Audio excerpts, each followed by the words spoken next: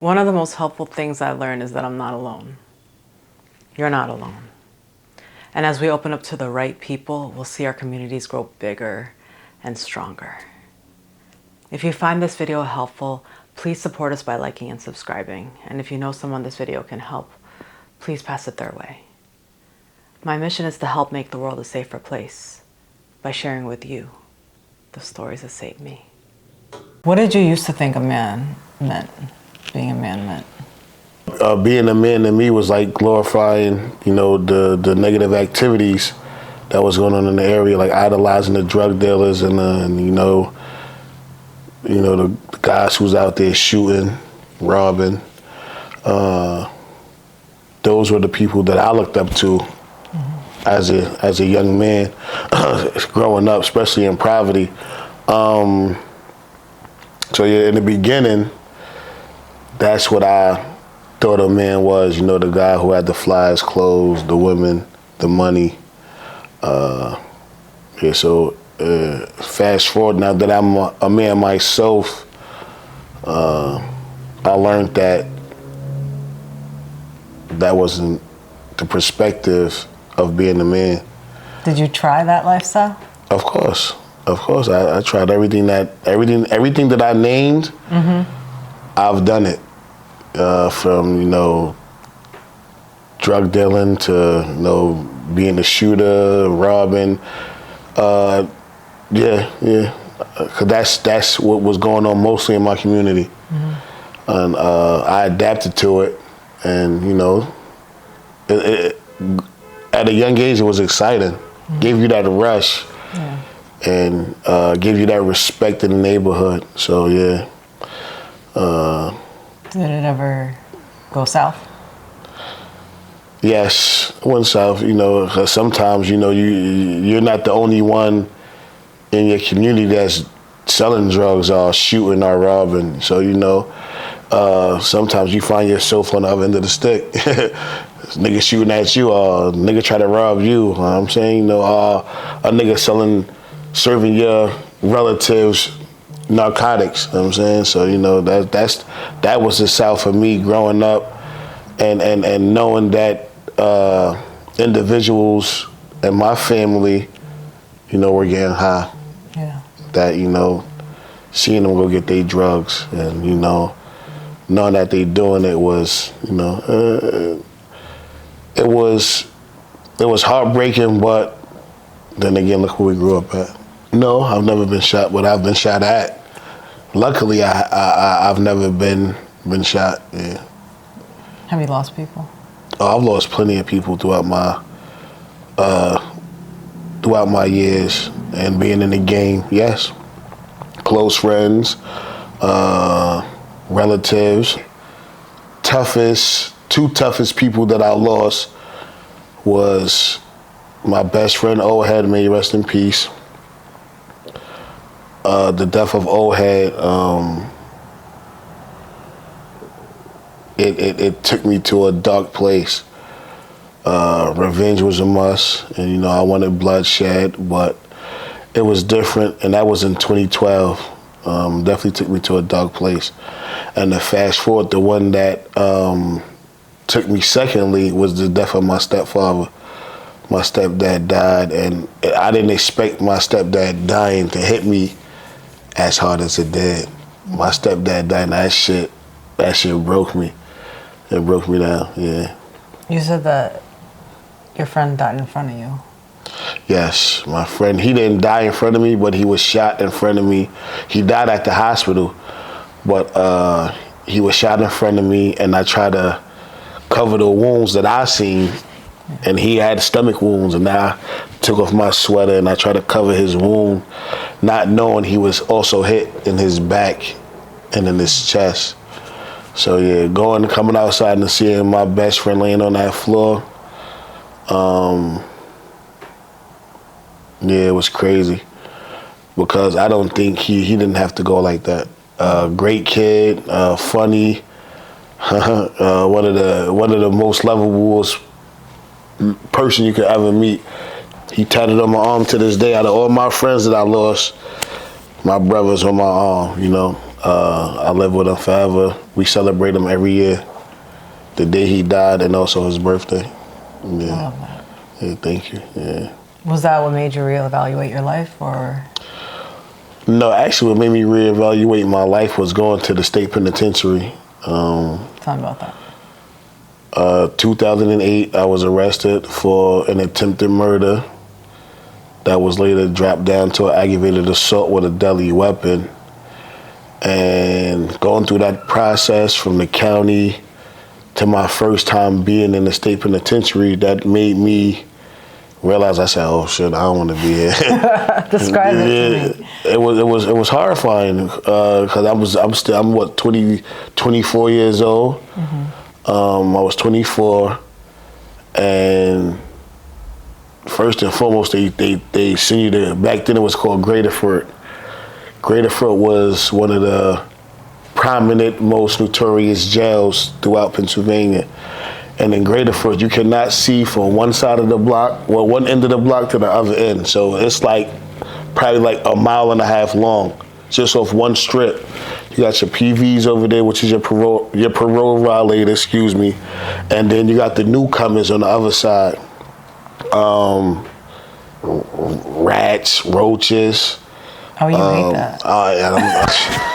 I cannot stand. One thing about I do not like mice and I do not like roaches. So to know that you had to live with them, yeah, it was crazy. Like I used to wake up and sometimes the mice would be eating your things. You have to hang your food up on the ceiling. So it definitely was crazy. So then you go to the shower. You got grown men in there that's diesel as shit, ass naked. I'm like, no, I got clothes on. I'm going there with my underwear on, and I'm going there with everybody who I know that's from my town. I'm not going there. I would never go in that shower by myself. You bugging? I say, nah. So when anybody that was from the town, we went together. Yeah. Yo, bro, you going to the showers? Yeah, I'm going with y'all. So we're going to go together. So then that was the part of the classification. And then another part of it was called Camp Hill.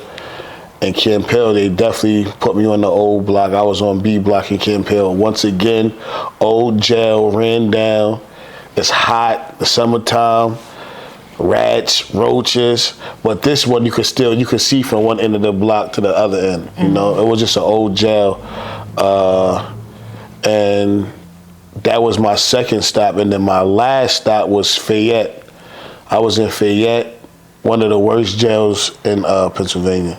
Yeah. What made it the worst? The stabbings, not just of the inmates, but they were stabbing the guards. They was raping the COs, raping the inmates, yeah.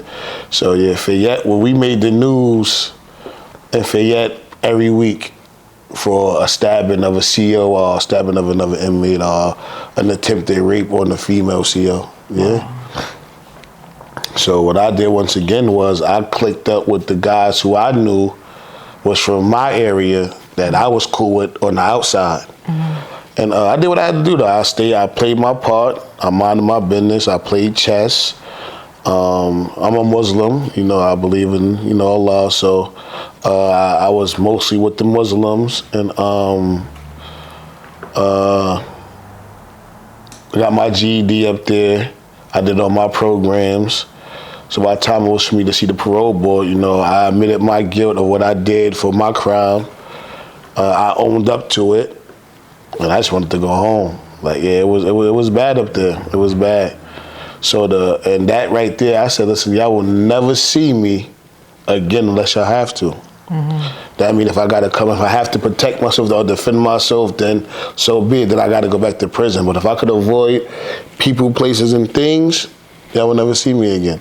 So that's what I did. I came home in 2012, and that was the first thing I started to weed out people, places, and things. Well, I know if I got to go there, if I got to take my gun there, I don't want to be there. If I got to take my knife there, I don't want to be there. So that was the first thing I started to shy away from. And friends who I feel as though didn't grow, meaning in a mental, that still, on go time. I didn't want to shy away from them, but I'm like, I got to. Yeah. I don't want to be a soldier no more. I wanted to get money more. I was more of a soldier back then rather than getting money. Do people understand? No. Now I got friends that didn't. Some friends we grew together. Some friends that we grew apart. Mm-hmm. So yeah. But if you grow apart, well, you're really friends. It's true. Death is real, and these guys don't know that. See, a lot of people forget about the consequences, and I say that you could kill 1,000 people, but once you get to that 1,001, you finally get caught, and you're gonna go to jail. Mm-hmm. Going to jail. A lot of people can't handle that pressure being in that interrogation room. So I know people that I've known people that went to jail for a stolen bike, and they're telling the murder. Like, oh, I'm about to go to jail. I'm gonna tell them this murder that I know happened. Like, they forget about the consequences. That when them gates close and that judge give you that time, you can say, hey, all right, Your Honor, I learned my lesson. I'm just going home. That nigga, that 20 to 40 years, you got to wear that. Mm-hmm. That life sentence, you got to wear that. Mm-hmm. Ain't no coming back from that. Mm-hmm. So 5 seconds of your life on the streets could cost you the rest of your life in the penitentiary. Mm-hmm. Just because you just wanted to kill a man for no reason, or he looked at you wrong, or you looked at him wrong, and words went from words to gunfire. Nah. Not worth it. Not worth it. These young brothers nowadays, they're lost, they're misguided, and they need that guidance. There's no more boys and girls clubs out here. There's no more teen centers. There's nothing for them to do. Mm-hmm. There's no activities for them to do. So they run to the streets. They run to the gangs for that comfort. They might be they home. Their household is probably just not stable. They fathers are gone, or their mothers are on drugs, or both parents are on drugs, and anybody that runs to the streets is just looking for that comfort, mm-hmm. that love, mm-hmm. that family orientation. I don't know if I said that right. Yeah, but yeah. Belonging. Yeah, belonging, basically, yeah. Yeah. Because I once was that young man who tried to run to the streets for comfort. You have kids, right? I have 6 children. My babies. Shout out to my girls, wherever camp I gotta be in. Shout out to my girls. What do you do to try to keep them off the street? Since you said there's not a lot of programs out there anymore. Like how when we grew up, there's so many programs. So many programs. And now they're not even there. They're even taking programs out of schools. Yeah. So, I just saw you talking to your daughter. She seems like an amazing woman. Yeah. And it's just like, so how are you doing it? How are you making sure that they don't end up in the same situation that you did? Me just being in their life mostly, being a strict parent. One thing about me, I discipline my kids, and I tell them, if my kid's fighting, I'll discipline them, and I'm like, listen, you don't fight. I tell you why you're getting disciplined. You don't hit your sister, you don't fight each other, or you don't do this, you don't do that. But in order for me to keep them, well, my youngest daughters, they still got ways to go. My 16-year-old, she had her days where she was trying. She thought about it, and I had to nip that right in the butt. Like, mm-hmm. It ain't happening. I wanted her to do boxing. Cause I just feel as though the average kid who knows how to humble themselves, they won't be out there trying to, poke their chest out of me loud mouths. What does being a man mean to you now? That's a good question. Definitely, learning how to be a man at first was like one of my strongest tasks. And I still struggle with that to this day. But one thing I did learn that there's more to life than just being a street nigga. Growing up, that's all I thought, like I said, being the man was, being that street nigga. I had to learn that, there's more to life than that. Opening up new doors for yourself and exploring other avenues, like getting a job or going to school, taking a trade, or even opening up your own business. So that's what I had to to learn that, okay, it's more than life to just being a street cat, because growing up, that's what I thought I would always be, would be a street nigga. And I'm like, nah. Like I said, after the state penitentiary, I was like, nah, I'm done. I still have my little flaws as I'm learning. Yeah. But I knew where I wanted to be, and that I didn't wanted to leave that behind me. Leave the street mentality behind me. Even though I still interact with, I'm still active as far as like being with brothers who, like most of my friends nowadays, only own businesses. Yeah.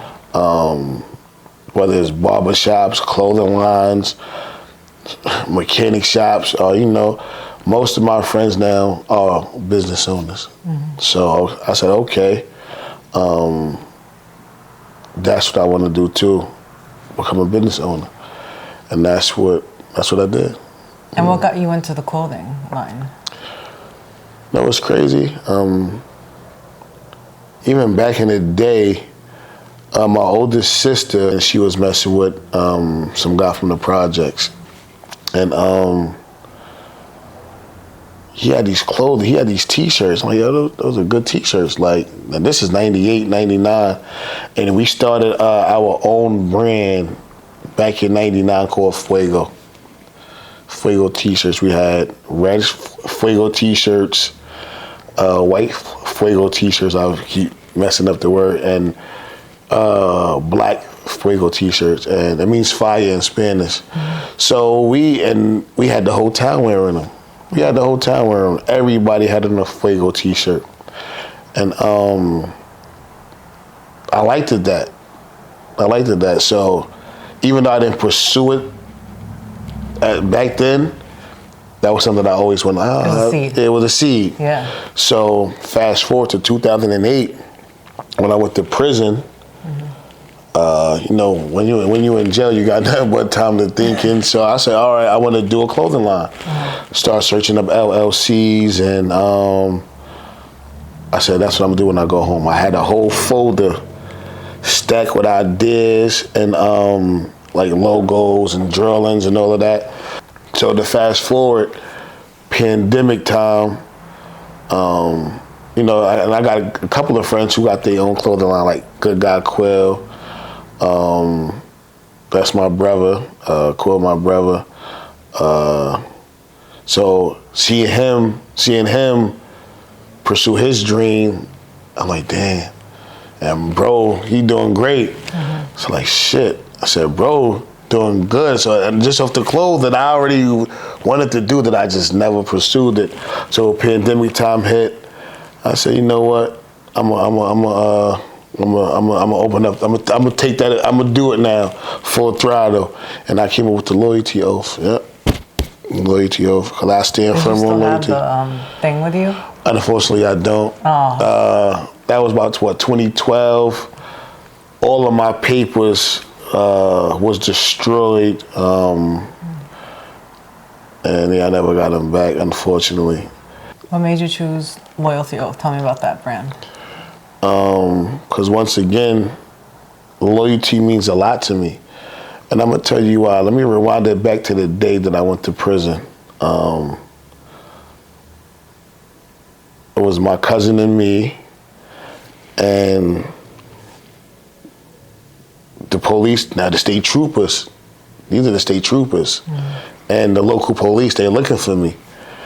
And all you see is like red beams coming through the windows and the doors and the freaking peepholes. It was like that. So like, oh shit. Wow. So I'm minding with my cousin, and I know my cousin have stuff with him that I know if they kick in the door, he's gonna go to jail as well. So when they finally get in, I surrender. But before I do that, I say, cuz if they find anything that's yours, I know I did some dumb shit, I'm gonna wear it. So if they ever find anything that's my cousin's, I ought to take the charge for it, because they wasn't coming for my cousin, they was coming for me. Over some dumb shit that I did. So I said, cuz if they find it, I'm gonna wear it, but just chill, calm down. They kicked the door in, listen, I'm the guy y'all looking for, my cousin ain't got nothing to do with it. My exact words. And my cousin looked at me like, this nigga is like a real one. Like, cause like, God forbid if they search where we was at, we done. But I'm like, cousin, I would never even put you in that predicament. So my loyalty, not just to my cousin, but to the people that I love, I'm going all out for you. So that was like one of my scenarios that always stick with me, because my cousin came to see me while I was in prison. He said, yo, cuz, like, hearing you say that was like the best, like one of the realest things that I heard anybody ever say. I could have been like, oh, hell no, nigga, we both going down. Like, you coming right down with me, nigga. Yeah, so I'm like, she like, yo, so you came and see me like, yo, cuz, like, that was the realest shit I've ever heard anybody say. Yeah.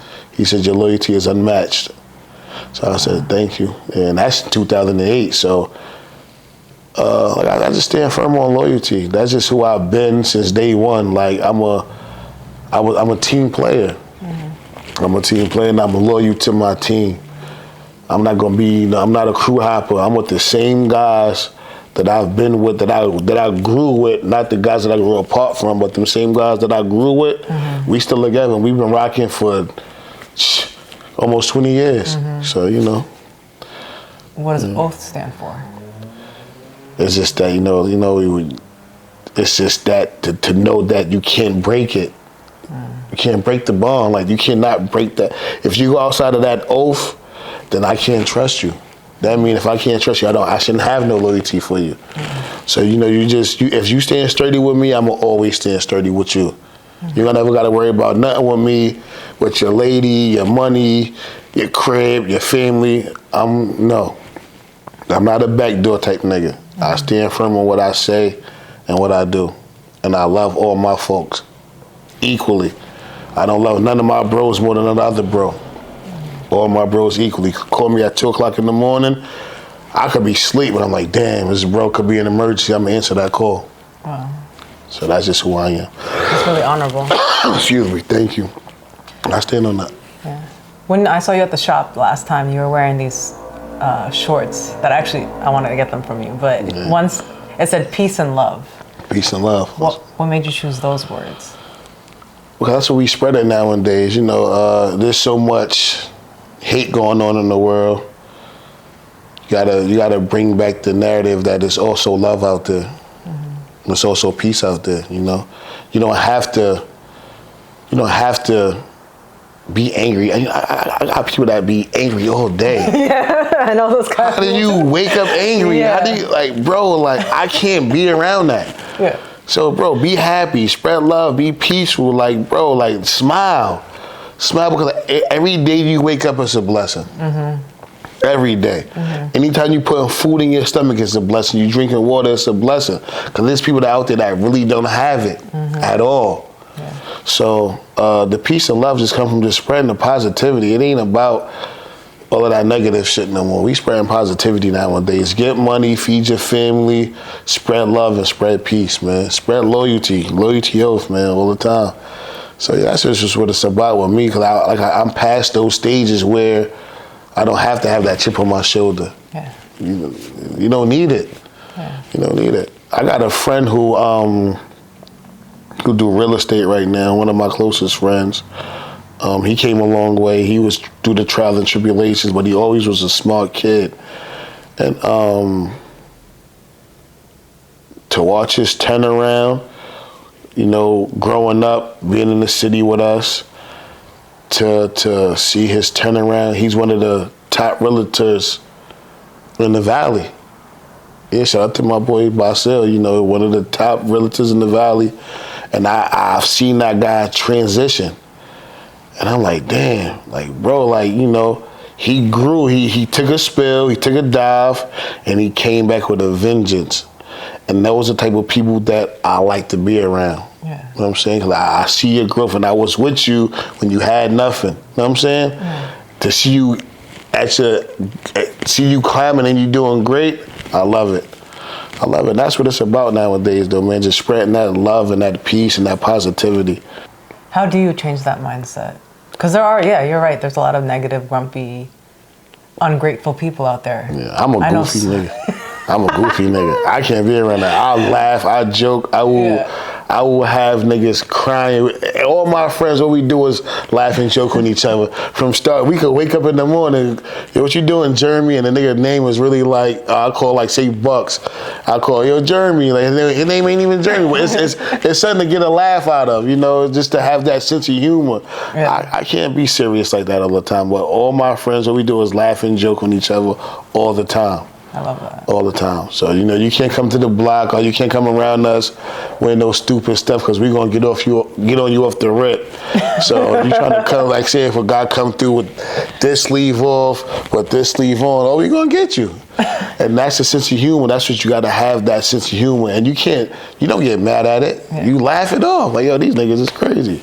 Well, yeah, that's what we do. We goofy. I'm a goofy nigga. That's a fact. Yeah. I like to laugh and joke all the time. I'm a comedian. So where can people find your stuff? I'm building a website, loyaltyoath.us. On IG, Forever Loyalty Oath __. So it's 4, the number 4, EVER,